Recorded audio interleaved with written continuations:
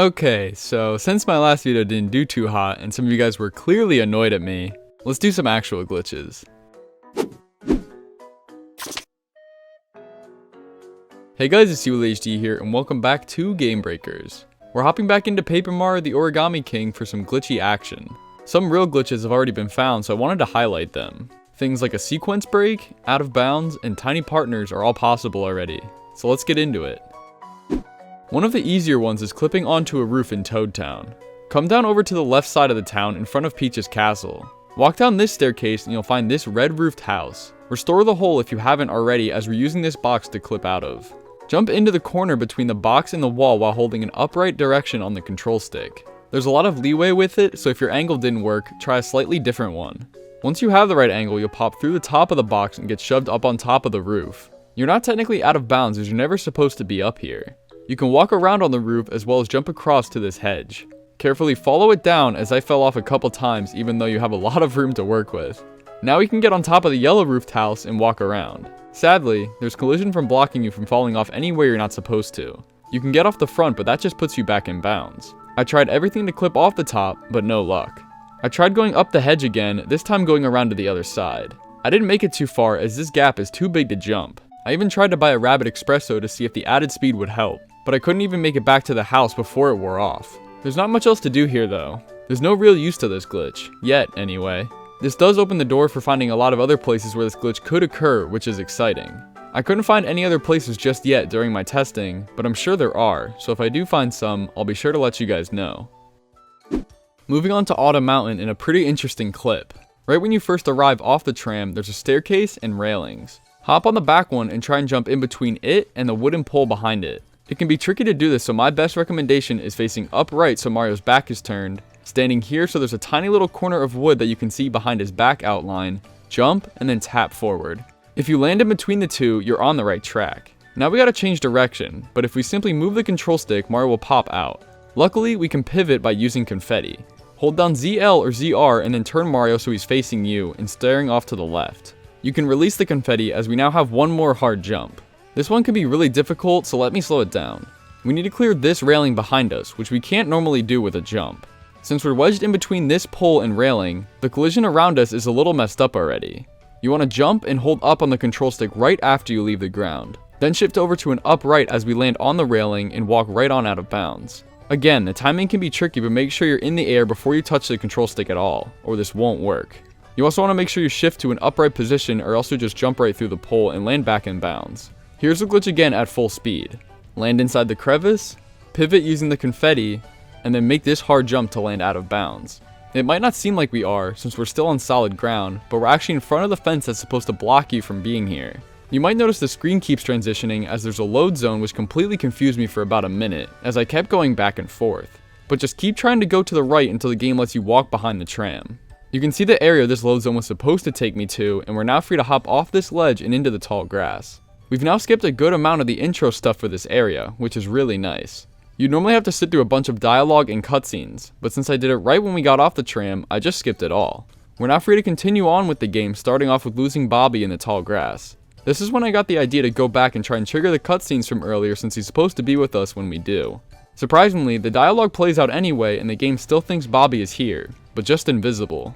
You'll see text boxes float across the screen and others point to thin air. It's pretty amusing watching them play out this way. But after this little section is over, that seems to be where the effects of this glitch end. I tried to go through the water elemental shrine to see if I could go back and trigger the intro cutscene for the spot on the ground, but nothing unusual happened. I guess since I already unlocked it, the game doesn't even attempt to play it, so we're just completely back to normal. Sticking with Bobby in this corner of Autumn Mountain, there's another strange glitch we can pull off. Go behind the tram station on the correct side of the fence this time, as there's a toad we can save.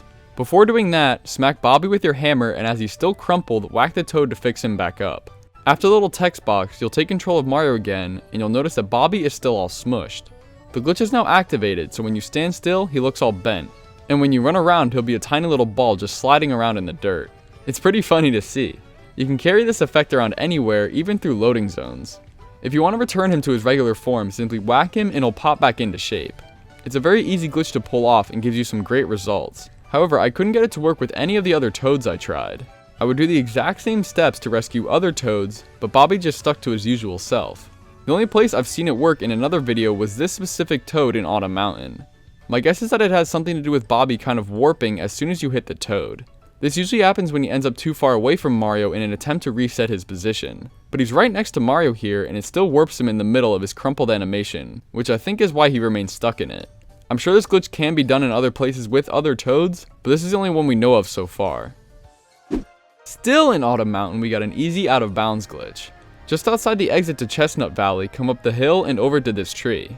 There's a branch just above this post in the fence. Try to jump up and hit it while holding down on the control stick. It may take a little wiggling around, but eventually you'll hop right over the fence and land inside the cliff out of bounds. You can use the shadows to guide Mario, but there's not a whole lot of room in here. You can have Mario's nose poke out of the side here, or just jump up against the boundary on the left. Yeah, there's not too much going on here, but it's still good to know there's ways of getting out of bounds. When you're done in here, if you even attempted this glitch, you can either pop out the side or fly right into the Chestnut Valley loading zone. Guess where we still are? That's right, Autumn Mountain for a way harder out of bounds glitch. If you thought the other one was too easy, try this one instead.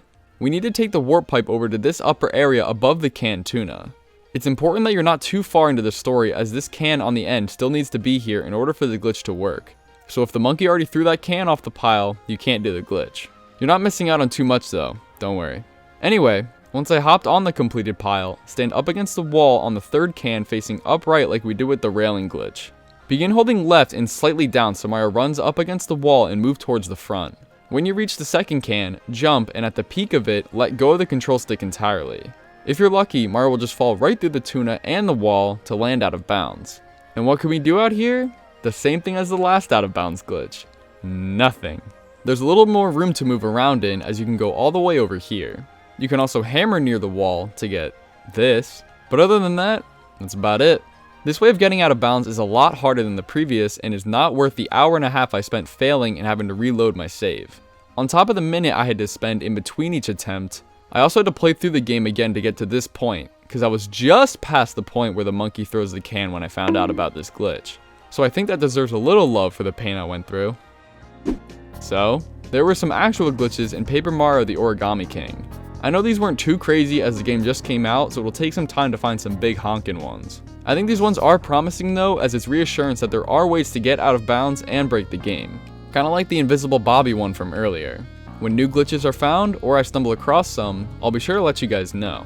But for now, I'm gonna get up out of here. Thank you guys so much for watching, and as always, see ya!